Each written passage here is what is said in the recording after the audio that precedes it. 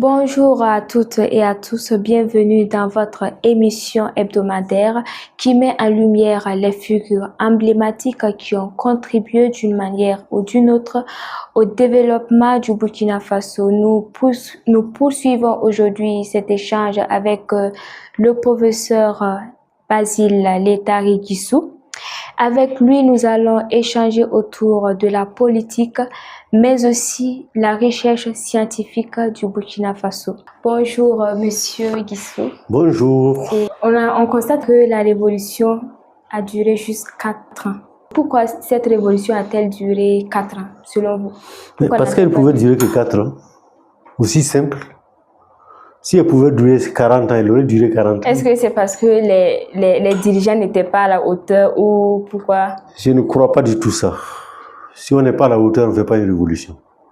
Si on réussit une révolution, c'est qu'on était à la hauteur de la révolution. Maintenant qu'on n'a pas su manager dans la durée, pour durer le plus longtemps possible et faire le plus de choses possible, ça c'est... comme on dit dans nos langues, l'homme c'est 9, c'est jamais 10. Je crois que Thomas Sankara, le Conseil national de la Révolution, les comités de défense de la Révolution ont vécu pleinement et entièrement leurs convictions de 83 à 15 octobre 87. Ils n'ont rien à se reprocher. Ils auraient pu faire mieux, on peut dire, ouais, d'accord, mais ils ont fait ce qu'ils ont pu. Et voilà. Qu'est-ce que vous retenez de Thomas Sankara, étant donné que vous avez vécu à ses côtés durant plusieurs années? Oui, j'ai été son ministre pendant 4 ans. Oui. J'étais membre du gouvernement. J'ai été membre du Conseil national de la Révolution pendant 4 ans.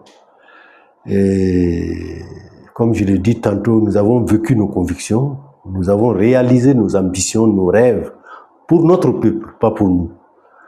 Je ne crois pas que jusqu'à l'heure où je vous parle en Afrique, dans toute l'Afrique, on puisse trouver un président qui décède avec 135 000 francs CFA dans son compte bancaire.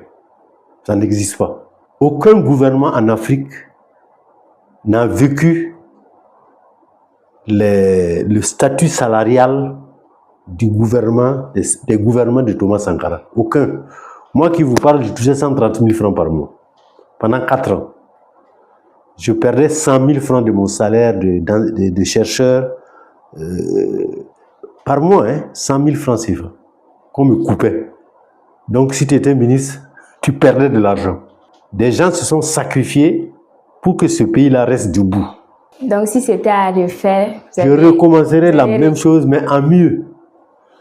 En mieux, on n'allait pas me surprendre. Et qu'est-ce que vous aurez changé si c'était à refaire? Qu'est-ce que vous allez changer? Créer la condition pour qu'on ne m'envoie pas à la gendarmerie me torturer pendant 4 mois, cadeau. Oui, on puisse venir me prendre, me torturer pendant 4 mois et sans que personne ne réponde de ça. Jusqu'à l'heure où je vous parle, il n'y a pas de responsable. Mais est-ce qu'en son temps, il n'y avait pas une possibilité de porter plainte? Ouh là là, vous savez, j'ai un ami français qui était là, qui vivait ici avec nous sous la Révolution. Et à ma sortie de prison, le commandant de la gendarmerie, même à l'époque, et son adjoint, ont envoyé des journalistes pour m'interviewer, pour que je dise que je n'ai jamais été torturé. Bien sûr, je ne l'ai pas dit. Mais un journaliste, encore une fois, qui vit, qui est vivant, s'est permis d'aller aux éditions Siloya dire, de mettre dans ma bouche là, que j'ai dit que je n'ai jamais été torturé. Et effectivement, les Siloya qui est sorti le lendemain a dit, Basile Guissou, 2 points, et puis ouvrez les guillemets, je n'ai jamais été torturé, fermez les guillemets. Je ne l'ai jamais dit. Par contre, la radio et la télé ont donné ma vraie réponse. J'ai dit, c'est vous les journalistes, regardez-moi et appréciez.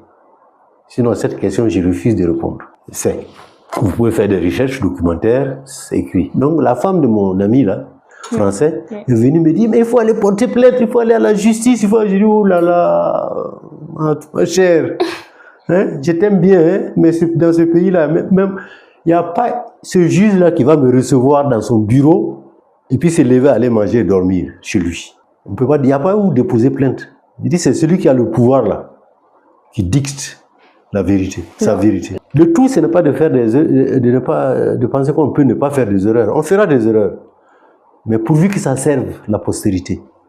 Voilà. Je crois que le sacrifice des vies qu'il y a eu le 15 octobre 1987 doit servir de terreau pour faire germer de nouvelles pousses. Et le gouvernement actuel tente d'emboîter les pas de Thomas Sankara. Je leur souhaite bonne chance. Et est-ce que vous pensez qu'ils sont sur la bonne voie? Mais écoutez, moi, mon pays, pour moi, ce n'est pas forcément dans ce que je pense qu'on doit faire qu'il va toujours aller. D'autres aussi peuvent penser autrement. Mais je me dis que l'essentiel, c'est de rechercher le bien-être collectif commun. L'essentiel, c'est de dire, voilà le champagne pour quelques-uns, voilà l'eau potable pour tout le monde. Et que majoritairement, ceux qui ont la possibilité de choisir, choisissent pour l'eau potable pour tous. Que tout le monde puisse aller à l'école, puisse se soigner, puisse travailler et vivre décemment des fruits de son travail. Maintenant, les différences sociales, qu'il y ait certains qui touchent un peu plus que d'autres ou bien qui vivent un peu mieux que d'autres, ça, on ne peut pas l'empêcher. Parce que tout le monde n'a pas la même détermination dans le travail. C'est comme ça. Et si vous avez des conseils à donner à ce gouvernement, quels seraient vos conseils? Non, franchement. Vous n'avez pas de conseils? Je suis déconnecté. Non. Depuis plus de 20 ans, je ne m'occupe pas de ces questions, franchement. Nous allons à présent aborder le sujet de la recherche. Oui. Nous savons qu'actuellement, vous êtes à la retraite et vous avez eu l'occasion de diriger le Centre national de la recherche scientifique. Oui. Quel regard portez-vous aujourd'hui sur l'état de la recherche scientifique au Burkina? Voilà maintenant des questions qui m'intéressent. Des questions qui me passionnent. J'ai fait toute ma vie, j'ai fait 35 ans dans la recherche. À part les 4 petites années que j'ai passées au gouvernement avec le président Sankara et les 4 mauvais mois que j'ai passés entre les mains du commandant de la gendarmerie et de son adjoint, je n'ai fait que de la recherche. Je continue d'en faire. Et sans vous cacher, j'irai partout dans le monde. On me posera cette question, je dirais, mon pays est un des plus grands pays d'Afrique et du monde en matière de recherche scientifique. J'ai dirigé le Centre national de la recherche scientifique et ses 4 instituts de recherche. Il n'y a pas un domaine en sciences de la santé,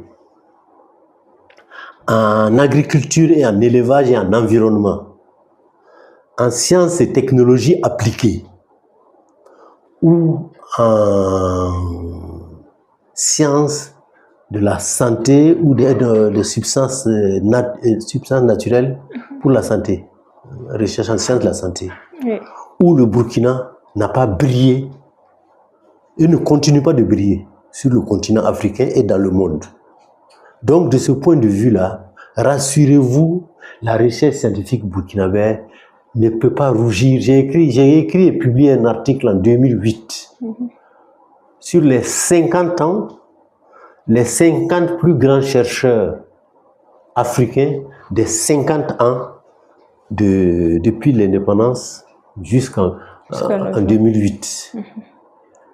Et sur les 50, il y avait 12 Burkinabés. Vous comprenez? J'en suis fier. Et il n'y a pas ce domaine. Nos ancêtres, nos parents, là, nos grands-pères, n'ont jamais atteint 1 tonne de maïs dans 1 hectare de champs. Grâce à la recherche au Burkina aujourd'hui, il y a plus de 10 variétés de maïs qui vont de 5 tonnes à 10 tonnes à l'hectare. Non, les Burkinabés ne dorment pas, ils travaillent, ils produisent. Maintenant, c'est le résultat de la recherche. Qu'est-ce qu'on en fait? Vous et moi, on se parle en français. C'est anormal. Parce que depuis 1981, l'Institut des sciences des sociétés du Burkina Faso a produit la carte linguistique du Burkina, a travaillé sur les 60 langues parlées dans notre pays, a pu recueillir ce qu'on a appelé l'Atlas socio-linguistique du Burkina. Ça existe. La carte linguistique du Burkina existe depuis 1981. Toutes les langues burkinabées peuvent être enseignées et peuvent être écrites. Il y a un alphabet national. Nous luttons, nous avons lutté jusqu'à moi, personnellement, depuis, même à la retraite, je continue à me battre pour ça. Utilisons nos langues pour nous parler entre nous. Une langue, c'est le service de renseignement numéro 1 d'une civilisation, d'une culture et d'un peuple. La langue, là, c'est le service de renseignement numéro 1. Si vous perdez la langue, vous avez tout perdu. Si vous ne parlez que français, vous êtes devenu un français. C'est tout. Mais en ce moment, comment cela se fera puisqu'il y a plus d'une soixantaine de langues au Burkina? C'est quelle langue est-ce qu'on va choisir? Mademoiselle, ma fille, je vous arrête net. Oui. L'Inde, là, c'est 1800 langues parlées. 1800.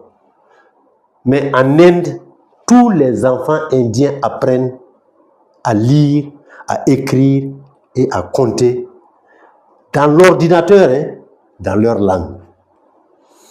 Ça s'appelle élaborer une politique linguistique. Je suis désolé, mais moi je suis un moréphone. Je parle le djoula, je parle français, je parle allemand, je parle anglais, je parle espagnol, je parle italien. Mais il y a des choses en moré que je ne peux traduire dans aucune autre langue, même pas en djoula. Mais je pense qu'avec le temps, peut-être ça va venir, puisque avant les gens avaient peur de se prononcer, mais je pense qu'avec... Que le Tout-Puissant vous entende. Avec la celui qui est au-dessus de nous tous là, qu'il vous entende et qu'il sonne dans l'oreille de qui vous savez, pour que ça se passe comme ça. Oui. Ouais.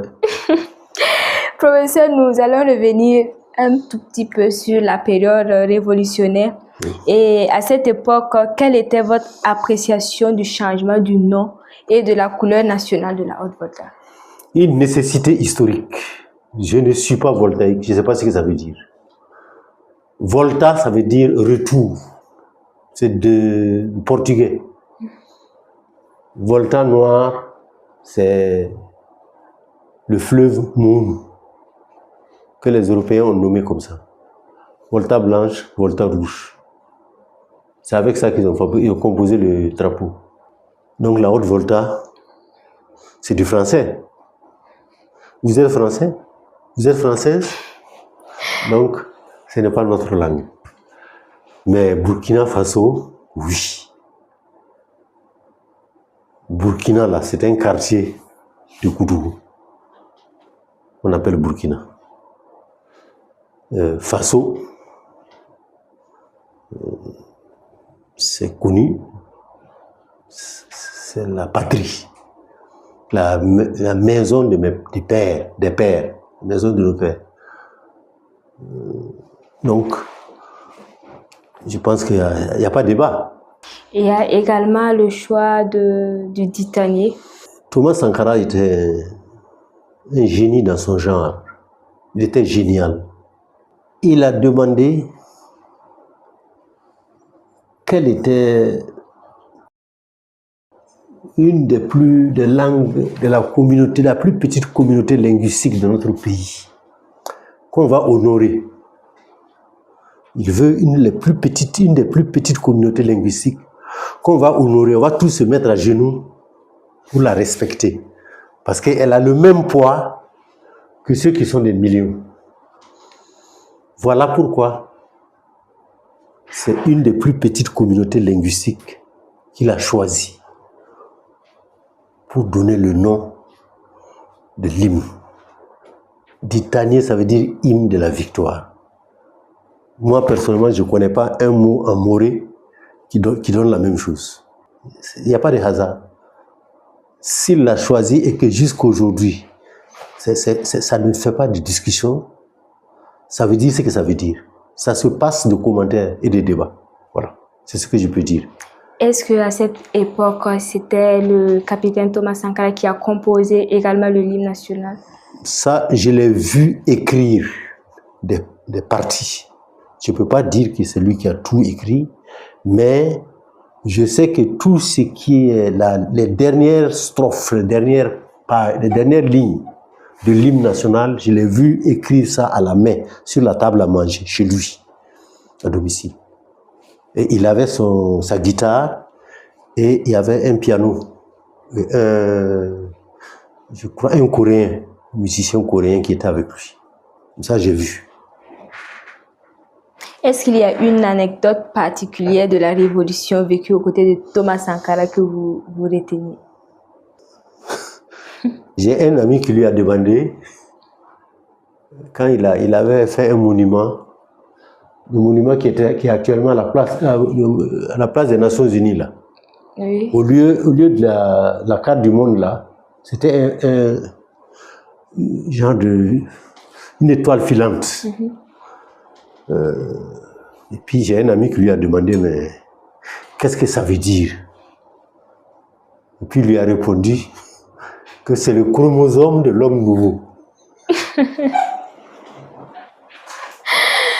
Ouais, le chromosome de l'homme nouveau. Voilà.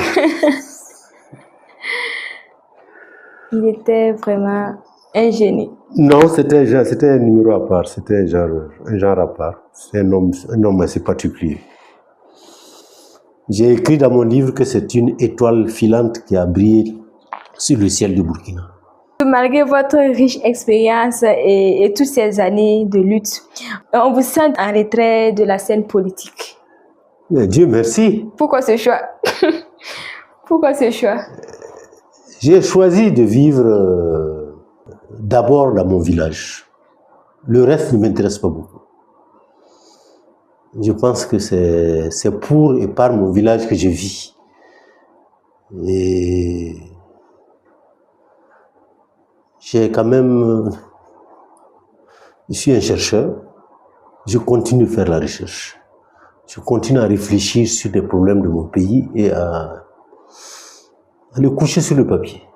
Vous avez fait de la politique pendant plusieurs années. Des décennies. Des décennies. Oui. Vous n'avez pas une fois pensé à être président après? Non, jamais. Pourquoi? Pour rien. Parce que j'estime que je ne peux pas être président. Non. Vous n'êtes pas... Je veux être un homme libre. J'aime beaucoup ma liberté. J'aime beaucoup disposer de mon temps comme je veux. J'estime que c'est une prison. J'ai été au gouvernement pendant 4 ans. J'ai vécu ça comme une prison. Je ne peux pas faire ce que je veux. Je ne peux pas dire ce que je veux, comme je veux. C'est tout. Et vous avez été ministre de l'information également. Et aujourd'hui, qu'est-ce que vous pensez de l'information aujourd'hui par rapport au temps de la Révolution? Écoutez, là, on est assis dans un studio. Une web télé, ça n'existait pas. Donc ça avance, ça marche. Je veux bien être dans la danse, dans la modernité, mais j'avoue que je n'ai plus la vigueur de 25 ans. Et en matière de traitement de l'information, est-ce que vous pensez que c'est la même chose par rapport? Non, non.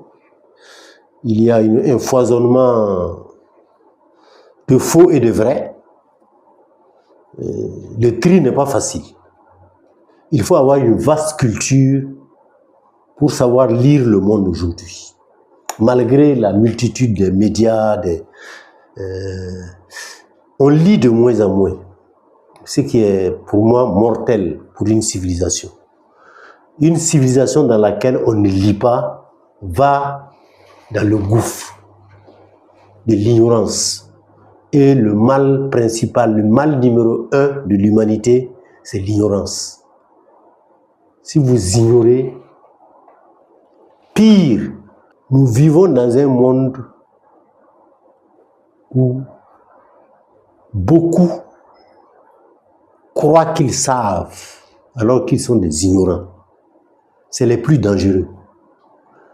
Il y a Amadou Ampateba dit que si tu sais que tu ne sais pas, tu sauras. Mais si tu ne sais pas que tu ne sais pas et tu crois que tu sais, tu ne sauras jamais. Il faut apprendre. Et l'apprentissage, c'est le livre. Ce n'est pas l'ordinateur, ce n'est pas l'internet, c'est le livre. Celui qui ne lit pas ne peut pas se cultiver. Celui qui regarde la vidéo, qui regarde l'internet, c'est les résumés. Il vit de résumés. C'est d'autres qui réfléchissent pour lui. Mais quand vous lisez un livre, vous apprenez à réfléchir pour vous-même. Parce que le livre, là, c'est vous et le livre. Il n'y a pas de professeur, il n'y a pas de maître, il n'y a pas... Non. Vous réfléchissez par vous-même, dans le livre. Donc, c'est ma vision du monde aujourd'hui. Si vous voulez utiliser les médias à bon escient, utiliser la connaissance à bon escient, il faut être cultivé. D'accord, professeur Guissou, ce fut un plaisir d'échanger avec vous. Je suis à vos pieds. Nous vous disons... Moi, je respecte la jeunesse. Hein. Oui. Je suis convaincu que la solution de l'Afrique, là, c'est dans ce siècle-là que ça va venir. Nous, on a fait ce qu'on a pu, mais la solution, c'est vous. Oui. Parce que je disais à un ami que vous, là, vous pouvez regarder le blanc en face. Non, vous pouvez regarder le blanc et puis lui dire non, ça, là, c'est ce que tu dis là, tu mens. Mais il y a 20 ans, 30 ans, vous avez ligné 100 jeunes. Ils vont vous dire que, puisque c'est le blanc qui a dit, donc c'est vrai. Les jeunes à l'époque avaient peur. Il n'y avait pas la liberté d'expression. Non, ce n'est pas la liberté, c'est la culture. La culture. Si vous n'êtes pas cultivé, vous ne pouvez pas... Oui. Il faut avoir le sentiment que tu as égalisé avec ton interlocuteur pour pouvoir parler librement. C'est pas du verbe, non. C'est à l'intérieur que ça se passe. C'est la confiance en soi. Vous ne pouvez pas l'acquérir en dehors de la culture. Il faut lire, il faut s'informer. Parce qu'il y a trois secrets d'une vie réussie. C'est le savoir, le pouvoir et l'avoir. Le savoir. Le pouvoir et l'avoir. Vous ne pouvez pas avoir... Si vous ne pouvez pas avoir les trois, mieux vaut avoir le savoir. S'il faut choisir, l'idéal c'est les trois. Oui. Savoir, pouvoir, avoir. Savoir, avoir, pouvoir. Mais si vous ne pouvez pas avoir les trois, cherchez le savoir. Madame, Monsieur, nous arrivons à la fin de cette émission et nous avons eu l'honneur d'échanger avec le professeur Basile Tari Guissou, un homme politique qui a marqué son époque. Il nous a également fait le plaisir de partager avec nous son parcours riche et émouvant. Merci, professeur Guissou, pour ce temps passé avec nous. Et à vous, madame, monsieur, merci de nous avoir suivis. On se donne rendez-vous pour un autre numéro de votre émission Ils ont marqué l'histoire. Restez connectés sur Fadima Web TV.